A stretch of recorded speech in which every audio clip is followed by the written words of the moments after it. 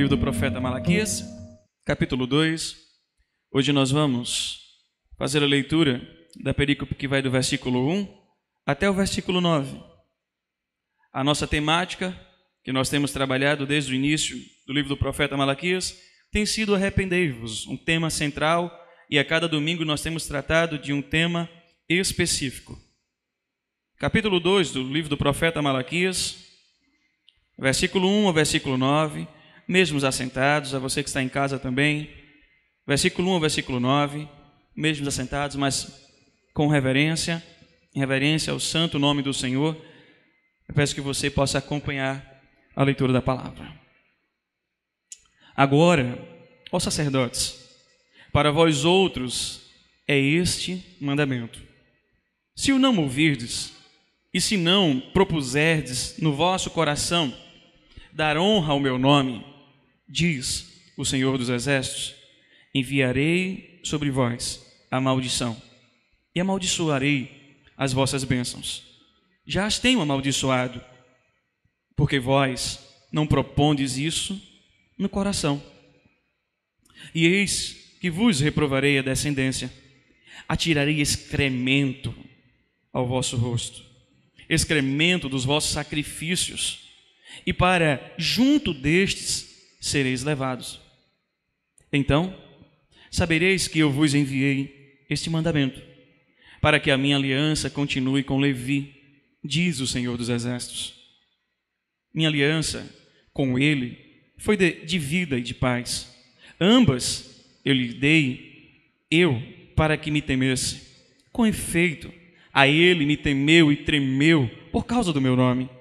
A verdadeira instrução esteve na sua boca, e a injustiça não se achou nos seus lábios. Andou comigo em paz e em retidão, e da iniquidade apartou a muitos. Porque os lábios do sacerdote devem guardar o conhecimento, e da sua boca devem os homens procurar a instrução, porque ele é mensageiro do Senhor dos Exércitos. Mas vós tendes desviado do caminho, e por vossa instrução tendes feito tropeçar a muitos. Violastes a aliança de Levi, diz o Senhor dos Exércitos. Por isso também eu vos fiz desprezíveis e indignos diante de todo o povo, visto que não guardastes os meus caminhos e vos mostrastes parciais no aplicardes a lei. Senhor, mais uma vez nós clamamos e pedimos, fala aos nossos corações, em nome do Senhor Jesus. Amém. Hoje nós iremos tratar sobre esta temática. Ouçam os mandamentos do Senhor. Conta a história de que, certa feita, um homem estava na igreja e este homem orava incessantemente e intensamente para que Deus lhe atendesse o pedido. O clamor desse homem era para que Deus atendesse a sua oração. E ele dizia consigo, eu não sairei daqui enquanto o Senhor não me responder. Talvez você já tenha ouvido falar nisso nos louvores, talvez você tenha ouvido falar isso em muitas pregações. E, entre aspas, era justamente o que o homem estava fazendo. E ele clamava, até ouvir a resposta de Deus. E conta aí a ilustração de que, claramente, ele ouviu a resposta de Deus sobre o seu pedido. E a resposta de Deus ao ouvido daquele homem e ao seu coração foi não. Sendo que aquele homem não se conteve com a resposta de Deus. Um sonoro e claro não aos seus ouvidos.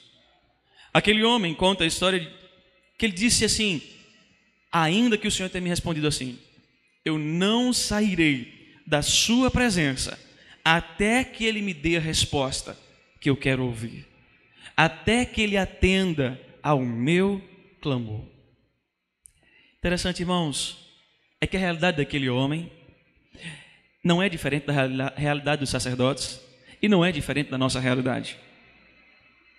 Nós temos aprendido muitas vezes que nós devemos estar diante de Deus mesmo ouvindo um não, devemos estar insistindo para, quem sabe, Deus mude a sua vontade, mude os seus decretos, mude a sua perspectiva, porque nós entendemos que a nossa vontade é melhor do que a vontade de Deus. Porque nós entendemos e ouvimos por meio de músicas e ouvimos por meio de pregações equivocadas de que a nossa oração vai mudar o coração de Deus. Voltando a este exemplo, a ideia dos sacerdotes não era diferente o que estava a acontecer ou o que estava acontecendo com os sacerdotes. A atitude deles era para que Deus modificasse os seus decretos sobre a vida deles. A atitude de afronta, de rebeldia para com Deus, era para que Deus mudasse a sua atitude para com aqueles homens. Eles compreendiam que na insistência eles ganhariam do Senhor. Eles fariam Deus mudar os seus pensamentos, eles fariam Deus mudar a sua vontade e, quem sabe, eles fariam com que todos os seus desejos fossem realizados. E sabiam eles, independente das consequências, sabiam eles que essa atitude estava fazendo eles profanarem o nome de Deus, macularem o nome de Deus. Interessante porque, mesmo eles sendo assim, mesmo eles agindo assim, o Senhor levanta um mensageiro. O Senhor se volta para este povo, porque o Senhor deseja e quer tratar este povo. E o Senhor levanta Malaquias, que o seu nome justamente quer dizer mensageiro, para trazer uma palavra ao coração deles sobre o que eles estavam fazendo. Por não ouvirem os mandamentos do Senhor, por não atenderem os mandamentos do Senhor, por não quererem aceitar os mandamentos do Senhor. E o Senhor então traz essa mensagem por meio do profeta Malaquias. Primeiro, o Senhor traz uma mensagem para reprová-los por causa da incredulidade e por causa da indisciplina deles. Lá no versículo 2 e no versículo 3. A mensagem do Senhor por meio do profeta Malaquias, além de uma reprovação por causa da indisciplina e da incredulidade, também é por causa do ensino corrompido que eles estavam repassando, reproduzindo para o povo de Deus. E além disso, essa mensagem que o Senhor traz por meio do profeta Malaquias é porque este povo estava sendo parcial na aplicação da lei. Quando nós entendemos tudo isso, quando nós começamos a compreender isso, nós começamos a entender que Deus estava chamando este povo, sabe para quê? Em primeiro lugar, para um conserto. Irmãos, quando o Senhor chama este povo para um conserto, o Senhor está dizendo aos sacerdotes: olha, hoje é o dia que eu estou chamando vocês para se apresentar diante do meu grande tribunal. Hoje é o dia que eu estou convocando vocês para se apresentar e ouvir a sentença que eu tenho para a vida de vocês. E o interessante é que essa sentença não havia nenhuma instância que pudesse reverter. Aquele momento era um momento de ouvir os mandamentos, mas ouvir a sentença do Senhor, uma sentença pesada, ou ouvir uma sentença dura, e não havia e não poderia haver ninguém que pudesse modificar o decreto de Deus. Não havia advogado terreno, não havia muito menos advogado além do Senhor, não havia ninguém que pudesse modificar todo o decreto que Deus estava colocando sobre a decisão da vida daqueles sacerdotes. Por isso Deus os chama para um conserto, por isso Deus os chama para um momento deles ouvirem a sentença preparada para atitudes erradas, equivocadas e profanas que eles estavam vivenciando. E talvez você pergunte: pastor, qual foi a sentença do Senhor para esse momento de conserto? Olha aqui, a sentença do Senhor. Primeiro, enviarei maldição sobre a vida de vocês. Versículo 2. Segundo, sua descendência será reprovada. Terceiro, vocês serão humilhados. Essa foi a sentença que o Senhor trouxe à vida desses sacerdotes. Mas vamos compreender ponto a ponto que o Senhor estava tratando com eles. Primeiro, veja que Deus está dizendo: enviarei maldição sobre as bênçãos de vocês. Deus não está dizendo: eu vou amaldiçoar vocês em qualquer coisa. Não. Deus está dizendo, tudo o que vocês fizerem vai ser amaldiçoado. Não! O que Deus está tratando é, vocês vão receber as bênçãos, mas ela vai servir de maldição para vocês, porque vocês não me obedecem. E é interessante porque a perspectiva do original traz duas aplicabilidades. Os sacerdotes, eles eram abençoados de duas formas. Primeiro, eles eram abençoados pelos dízimos e ofertas. Segundo, eles eram abençoados porque eles eram voz de Deus para o povo. Em suma, o que Deus está dizendo é, as ofertas que são bênçãos, os dízimos que são bênçãos trazidos a vocês, vai ser maldição sobre vocês. Ele não vai suprir a necessidade de vocês. Ele não vai atender às necessidades que vocês possam estar passando, porque vocês são desobedientes. Segundo, vocês vão pregar, vocês são voz de Deus, vocês vão falar de uma bênção maravilhosa que transforma a vida, que traz paz à vida, que traz conforto e alento, mas para vocês vai ser maldição. Em síntese, o que Deus está dizendo é, o que é bênção chegada a vocês vai ser maldição na vida de vocês, para que vocês honrem e venham a temer o meu nome. Não para por aí. Ele vai então diz, a sua descendência será reprovada. E então o que Deus estava falando por meio de Malaquias sobre essa palavra descendência? Quando nós nos voltamos ao original, a expressão descendência quer dizer semente. E aqui também há duas aplicabilidades. Primeiro, semente no sentido de colheita. Lembremos, irmãos, o contexto daquela época social, se dava o mantimento e se tinha o mantimento por meio da colheita. O povo era próspero porque a colheita foi próspera. O que Deus está dizendo é, vocês vão plantar, mas sabe o que vai acontecer? Vai ser reprovada essa semente. Não vai haver sustento para vocês.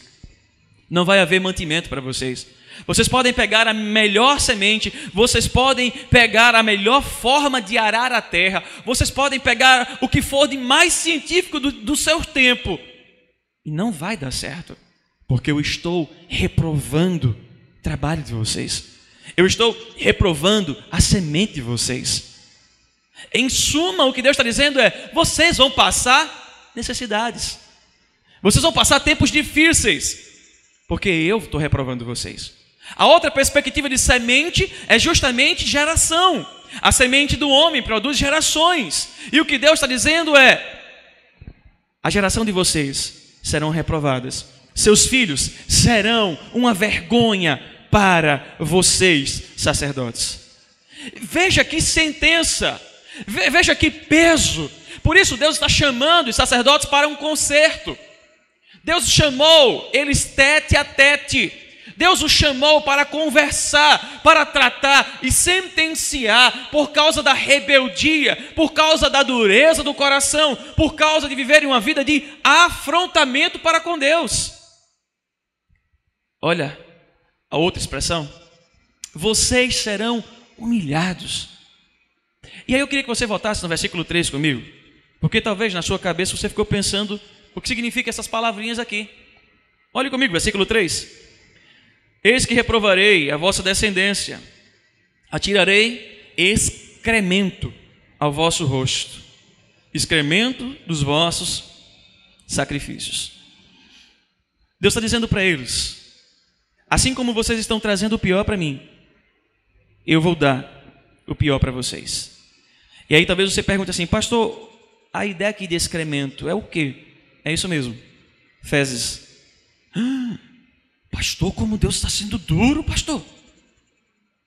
Espera aí, Deus vai jogar no rosto deles. Abra comigo rapidinho. Livro de Êxodo. Não vai ser difícil de achar, porque ele fica depois de Gênesis. Êxodo capítulo 29, versículo 14. E você vai conseguir entender o todo do porquê Deus está falando sobre isso e qual é a figura do excremento dentro do sacrifício ao Senhor. Livro de Êxodo, capítulo 29, versículo 14. Veja o que diz a palavra do nosso Senhor e Salvador. Diz assim a palavra do Senhor. Êxodo 29, versículo 14. Disse aos anciãos: esperai-nos aqui, até que voltemos a vós outros. Eis que Arão e Hur ficam convosco. Quem tiver alguma questão se chegará a eles. Tendo Moisés subido, uma nuvem cobriu o monte, e a glória do Senhor pousou sobre o monte Sinai.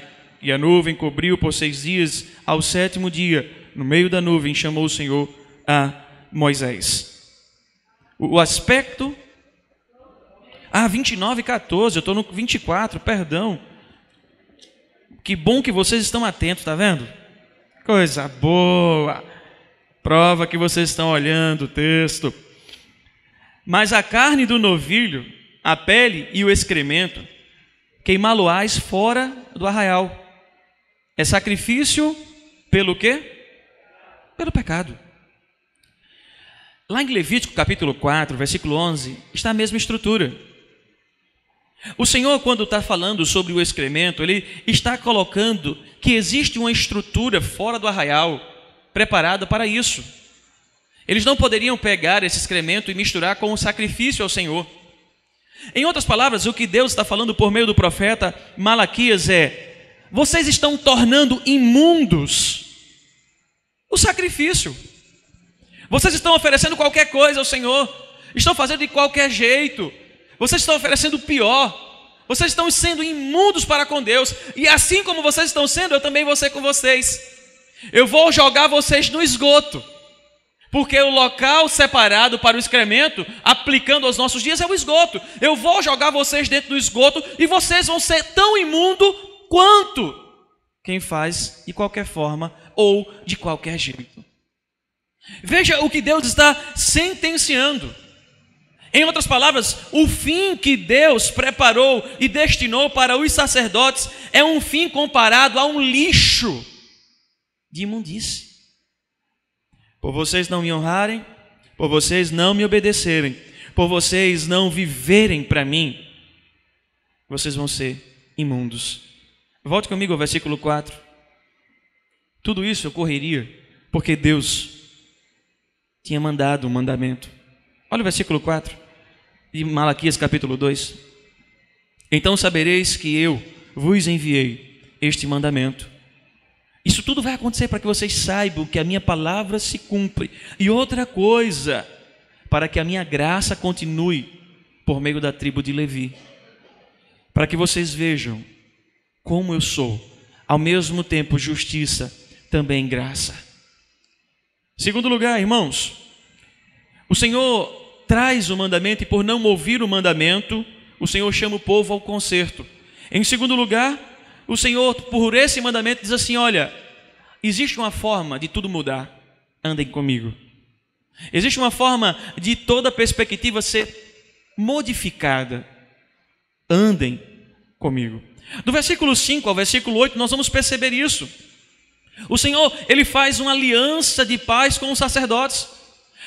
Números, capítulo 25, do versículo 12 ao versículo 13, o Senhor nos diz assim: olha, diga-lhe, pois, que estabeleço com ele a minha aliança de paz.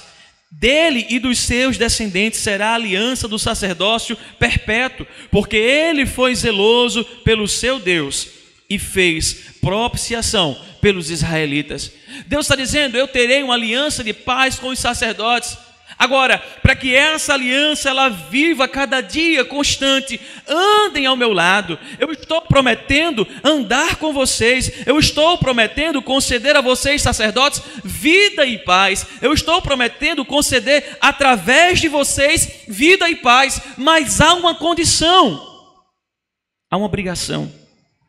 Andem comigo, vivam reverentemente. O que é que Malaquias traz nessa perspectiva de andar com o Senhor? A perspectiva colocada aqui é comunhão, é viver intimidade.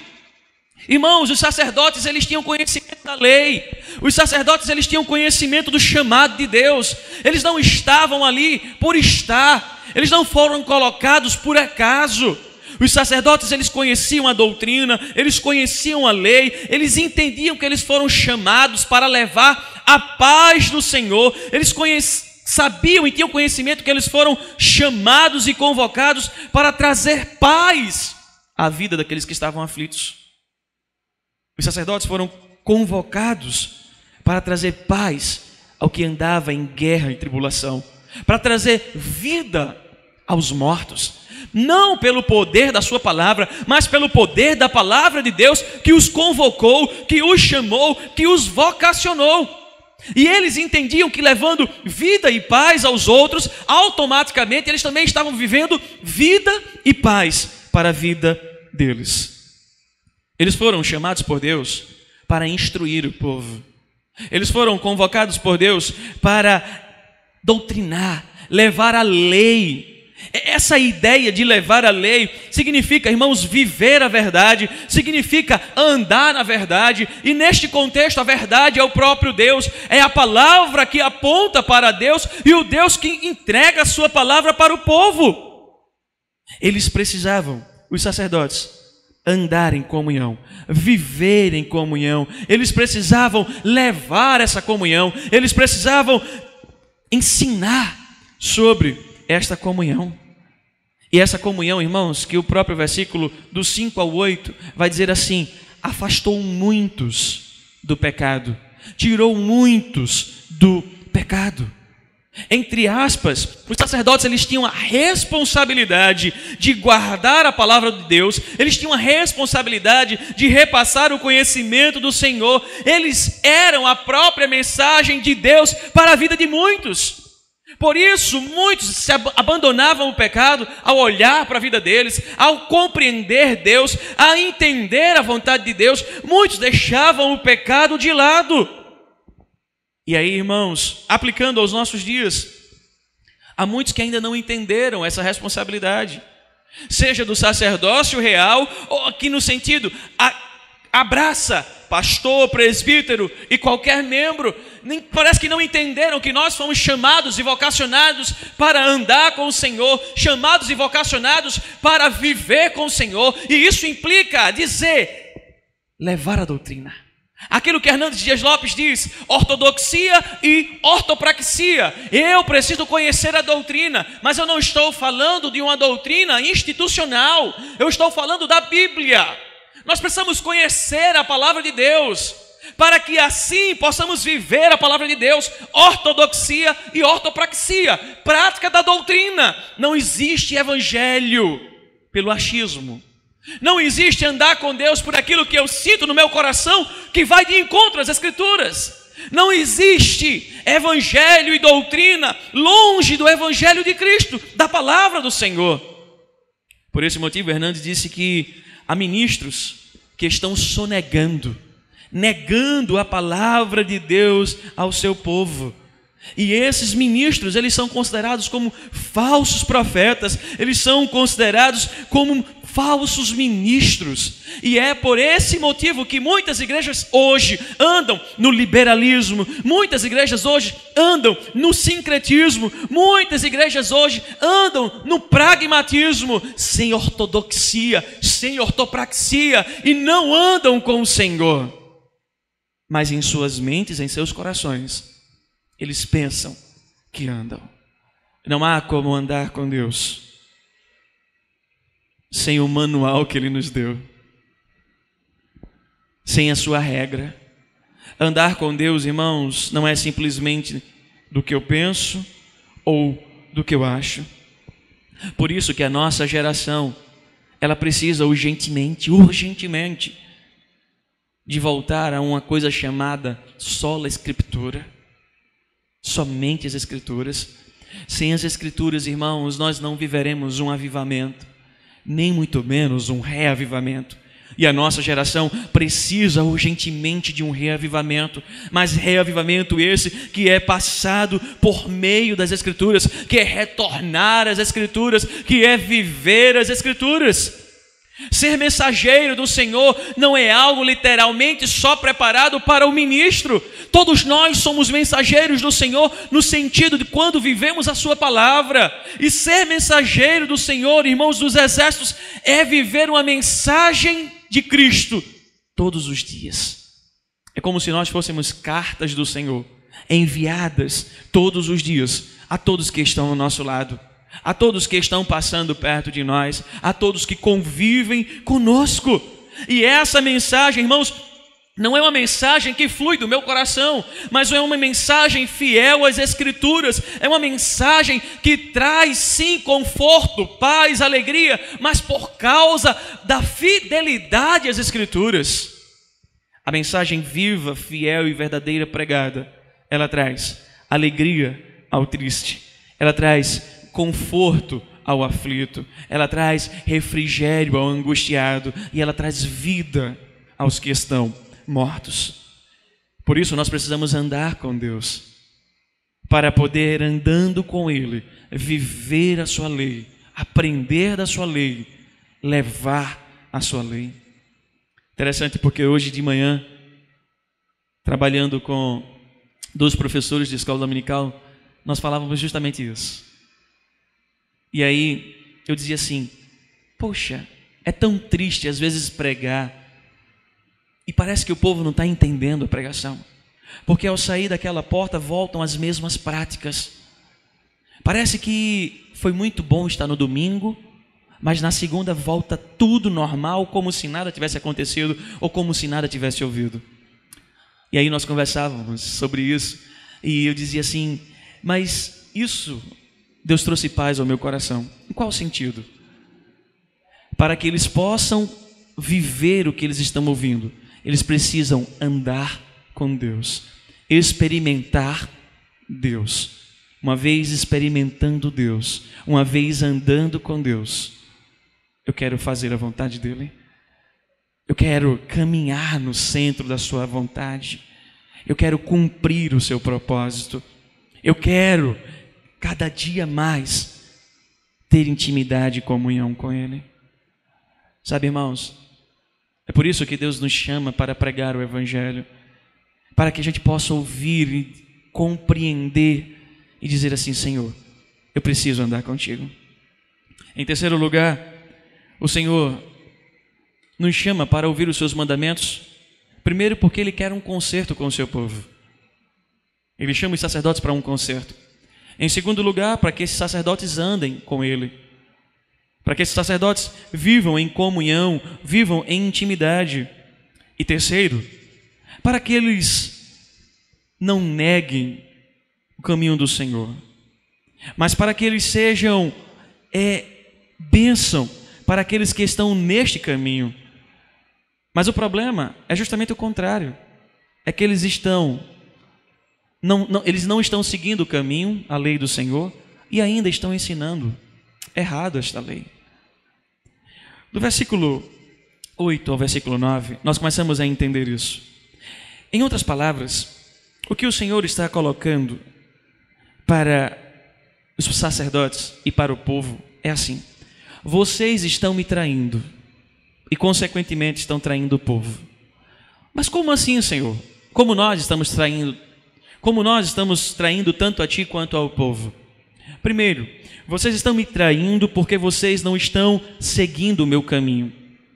O caminho aqui é a perspectiva da lei, a perspectiva da doutrina, a perspectiva da palavra do Senhor. Vocês não estão seguindo o meu caminho. E além disso, de não seguir o meu caminho, vocês ainda estão ensinando errado. O que estava acontecendo lá naquela época era algo assim: eles pegavam a lei, para os seus inimigos, eles davam a lei totalmente errada, para prejudicar os inimigos. E para aqueles que eles gostavam, e para outros que eles queriam fazer amizade, fazer a média, eles tentavam ensinar a lei de forma certa. Eles buscavam ensinar a lei de forma certa. Por isso eles eram parciais, como vai dizer no final do versículo 9. Eles não eram imparciais no sentido de ensinar simplesmente e puramente a lei.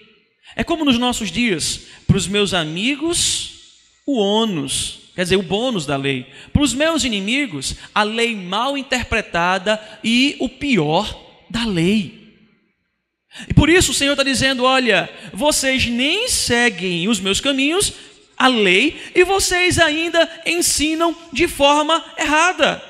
É por isso, irmãos, que nos nossos dias há 3 áreas que está caindo no descrédito. Há 3 áreas que talvez nem esteja mais, mas já caiu no descrédito do povo. Primeira área, políticos. Quando você ouve a palavra políticos, talvez você fica como gato quando vê cachorro, arisco. Porque a gente já não tem mais crédito, no sentido de acreditar, a gente não tem mais confiança neles. Porque aqueles que deveriam lutar pelo povo são os primeiros a subtrair do povo. São os primeiros a não lutar e trabalhar em prol do povo. Outra área, o judiciário, que deveria fazer a lei justa e cumprir a lei, hoje é uma área no nosso país que ninguém mais confia. Ou, deixa eu mudar a expressão, porque é generalizar, a grande maioria não confia. Alguns querem distância da lei, porque ela tarda e falha, ela é para um grupo, ela tem seu caminho direcionado por aqueles que mandam. E talvez até um risco falar tudo isso, porque está sendo gravado. Mas essa é a verdade que nós estamos vendo. A propósito, estamos num país quase sem lei, onde cada um faz a sua própria lei, a saber da Constituição Federal. Por isso, o povo não começa mais a acreditar na nossa justiça. Mas há uma terceira área que também caiu no descrédito: políticos, judiciário e a igreja. A igreja que deveria ser a detentora do conhecimento e da verdade, a igreja que deveria ser a propagadora da verdade que liberta e que salva, em nossos dias tem sido um âmbito de grandes negócios. Igreja hoje se tornou um âmbito lucrativo. Sabe, um dia eu vi um comediante contando uma história que é mais ou menos isso. Ele diz: eu fui para uma igreja e o povo dizia: quem tem 100 vem cá para frente, quem tem 10 vai lá para trás. Aí ele disse: eu gritei, e eu que não tenho nada? Ele disse: show, Satanás, show, é o que você pode dar. A igreja hoje parece que entrou, sabe, tudo no mesmo saco, naquela história. E hoje nós somos confundidos com essas igrejas que estão indo, portanto, e pregando o evangelho. Não é por vidas, é pelo que elas podem me dar. Por isso caíram no descrédito. E é isso justamente o que Deus está falando por meio de Malaquias, dizendo: olha, sacerdotes, vocês precisam voltar para ter crédito com o povo, porque vocês me traíram, vocês não fizeram a exposição correta da minha lei, vocês levaram o povo a pecar, porque vocês ensinaram errado, e o povo agora não está mais confiando em vocês, porque vocês não estão sendo fiéis ao chamado e à vocação que eu dei a vocês. Sabe, irmãos, Hernando Dias Lopes disse certa vez que falsos ministros, falsos pregadores, eles são uma vergonha para o evangelho. Eles são uma vergonha para o reino de Deus. Sabe por quê? Porque eles não buscam honrar a Deus. Pelo contrário, eles buscam ganhar aplauso dos homens. Eles não buscam a glória de Deus. Pelo contrário, eles visam a própria glória, eles visam o próprio lucro. Esses homens, eles têm 2 caras, 2 pesos e 2 medidas. Entre aspas, era o que os sacerdotes estavam vivendo naquela época: 2 caras, 2 pesos, 2 medidas. Para esse povo que eu gosto, a gente dá a lei correta. Para o povo que eu não gosto, a lei mal interpretada e cheia de problemas para que eles sofram. Nós vamos ser parciais. Nós vamos ajudar a quem nós amamos e nós vamos prejudicar a quem nós não amamos. Apóstolo Paulo, escrevendo ao jovem Timóteo na sua primeira carta, capítulo 5, lá no versículo 21, ele estava exortando o jovem Timóteo justamente sobre isso. E ele disse assim: olha, Timóteo, eu te exorto solenemente diante de Deus, de Cristo Jesus e dos anjos eleitos, a que procure observar essas instruções sem parcialidade, e não faça nada por favoritismo. Não faça nada por favoritismo. Os ministros, eles devem ser exemplo. Eles devem ensinar fielmente a palavra do Senhor. Malaquias, irmãos, foi colocado por Deus como mensageiro para trazer a sentença de Deus à vida daquele povo, à vida dos sacerdotes. E a primeira sentença que Malaquias traz à vida daquele povo é: Deus está chamando vocês. Deus está falando com vocês. Deus está atraindo vocês para um concerto. Deus está convocando vocês a se arrependerem. E para que isso aconteça, vocês precisam andar com o Senhor. Vocês precisam viver em comunhão com o Senhor.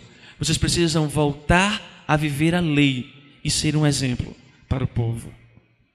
Talvez você diga assim: pastor, eu estou entendendo o que o senhor falou, mas até agora o senhor só trouxe a perspectiva de Malaquias para com os sacerdotes.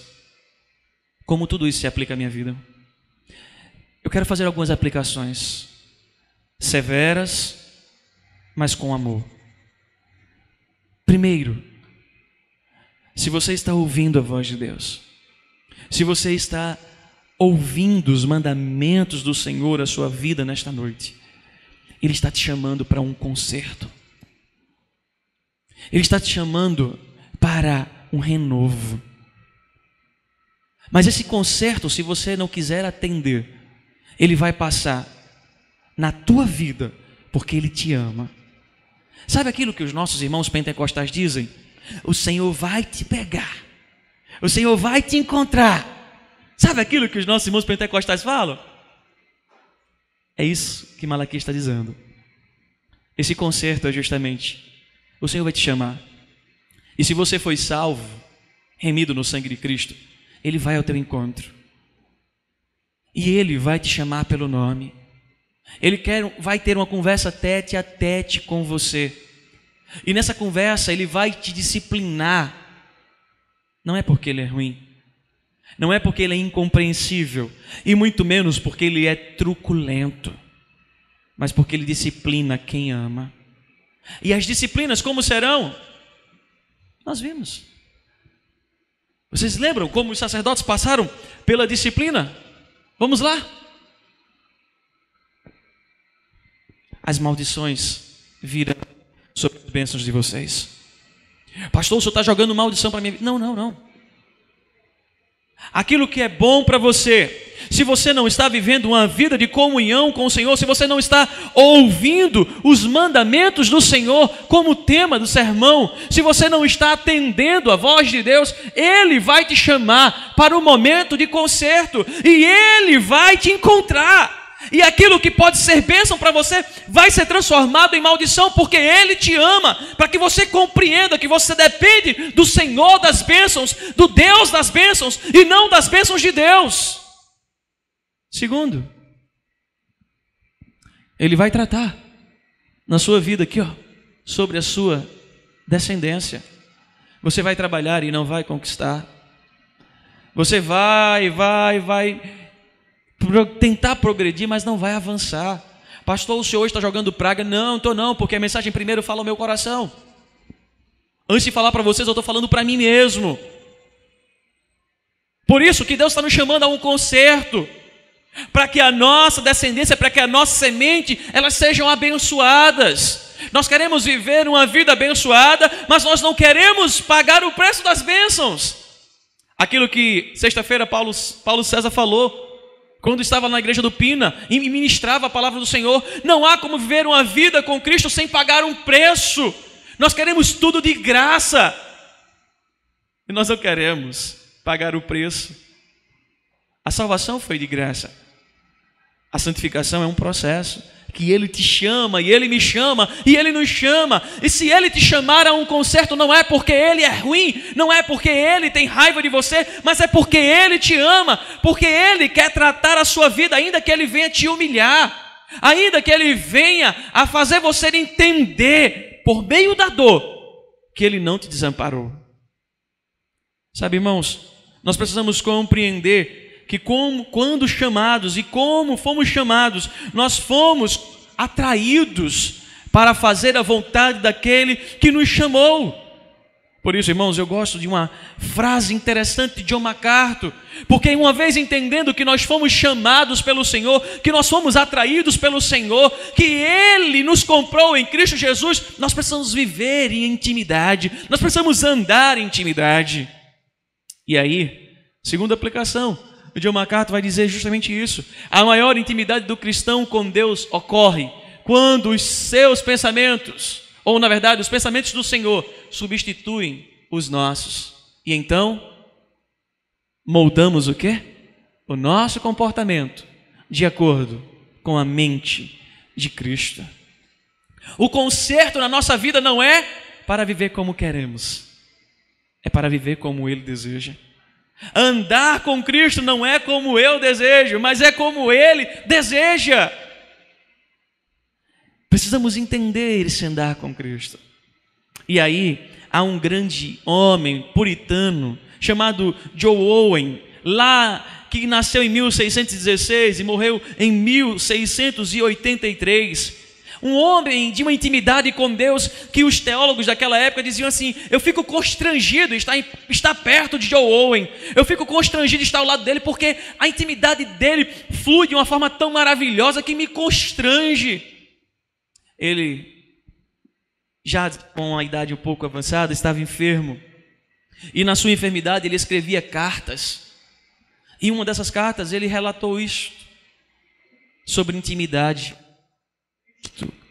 Cristo é o nosso melhor amigo e logo será o nosso único amigo. Olha o pedido dele quando ele estava enfermo nessa carta: peço a Deus com todo o meu coração que eu me fatigue de tudo, exceto da conversa e da comunhão com Ele. Irmãos, nós precisamos entender o que esses homens de Deus estão falando, assim como John Bunyan também, o grande escritor do livro Peregrino, ao qual ele disse: ou o pecado te afasta desse livro, ou esse livro te afasta do pecado. As aplicações que nós precisamos entender é que Deus chamou o seu povo a um concerto, e talvez nessa noite Ele esteja te chamando, a você, caro ouvinte que me assiste, porque Ele te ama, porque Ele quer que você ande com Ele, você viva em comunhão com Ele, você ande nos mandamentos e na lei, você tenha uma vida que agrade ao nome do Senhor. Talvez Ele esteja falando tudo isso para que você faça uma reavaliação, porque toda essa palavra do Senhor para com os sacerdotes é para que no final eles se arrependessem, eles andassem e vivessem de acordo com a vontade de Deus. Isso não mostra só a ira de Deus, mas o contrário, isso mostra a graça, o amor e a misericórdia do Senhor. É justamente, irmãos, por Ele nos amar e nos chamar à comunhão, à intimidade, a viver o Evangelho, que Ele nos disciplina, que Ele nos exorta e que Ele nos chama para um concerto. Por isso, nessa noite, querido irmão, se você está ouvindo a voz e o mandamento do Senhor, se você está entendendo o mandamento do Senhor, a palavra do Senhor, não endureça o seu coração, não fuja do Senhor, não afronte o Deus vivo, porque se você foi amado por Ele, salvo por Ele, Ele vai te chamar para um concerto, Ele vai tratar a tua vida por causa do grande amor que Ele tem para com você, e Ele vai tratar para que você ande com Ele, para que você viva ao lado dEle, para que você seja um exemplo, para que você experimente a cada dia o quão real é o Senhor. Eu queria convidar você a fechar os olhos. E enquanto você está de olhos fechados, eu queria convidar o Rodrigo a tocar o canto que nós cantamos nessa noite, Primeiro Amor. E eu queria que você pudesse fazer esse louvor, a sua oração. Eu quero voltar, Senhor Deus, ao primeiro amor, ao início de tudo.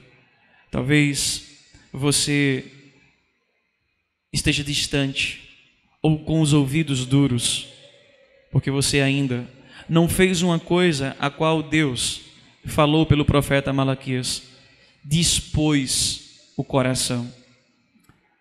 Por 2 vezes ele cita essa expressão.